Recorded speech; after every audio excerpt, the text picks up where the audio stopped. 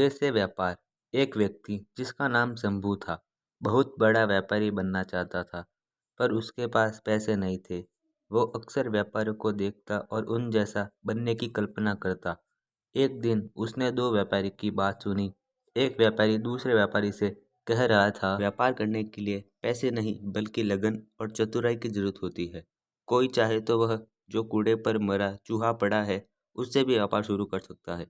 शंभू ने कूड़े पर पड़े चूहे को देखा और सोचा, लगन और चतुराई तो है मुझ में, क्यों न मैं इस मरे चूहे से ही व्यापार शुरू करूं। यह सोच उसने मरा हुआ चूहा उठा। तभी एक सेठ जी अपनी बिल्ली को गोद में लिए उधर से गुजर रहे थे। शंभू के दिमाग में एक तरकीब आई। वह चूहा उठाए उस सेठ के आगे आगे चलने लगा। सेठ जी की बिल्ली चूहे को देखकर उतावली हो गई। वह म्याऊं म्याऊं करके कुड़बुड़ाने लगी। सेठ जी ने शंभू से कहा, क्यों भाई यहाँ चूहा बेचोगे? शंभू ने कुछ देर सोचने का नाटक किया। अंत में वह तैयार हो गया।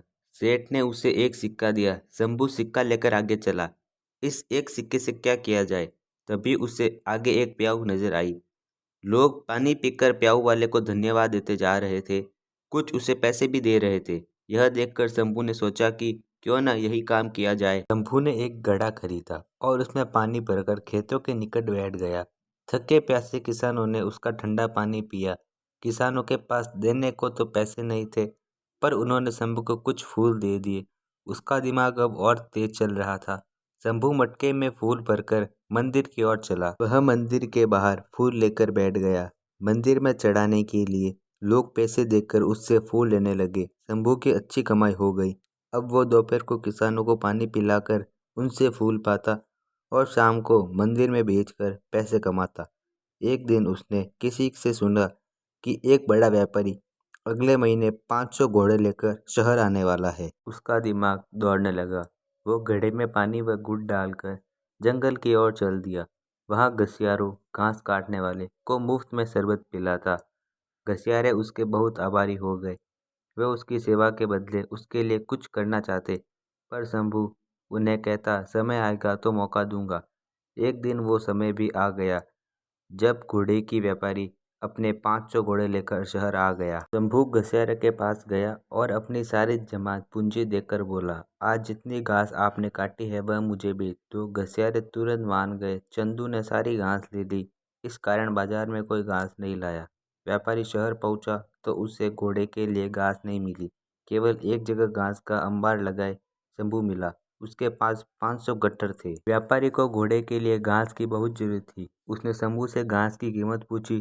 चंदू ने 1000 सिक्के मांगे।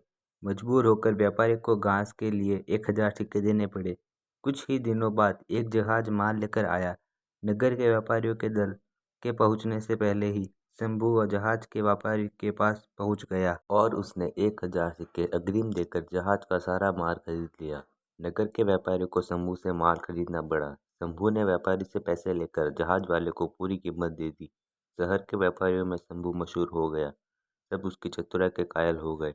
एक दिन शंभू एक व्यापारी के घर गया। यह वही व्यापारी था जिसकी बात सुनकर शंभू ने मरे चूहे से अपना कारोबार शुरू किया था। शंभू ने एक सोने का चूहा उस व्यापारी के सामने रखा और बोला, आप मेरे गुरु हैं। यह सोने का चूहा गुरु दक्षिणा के रूप में स्वीकार कीजिए। शंभू ने मरे चूहे से लेकर अब तक की सारी कहानी उसे सुना दी।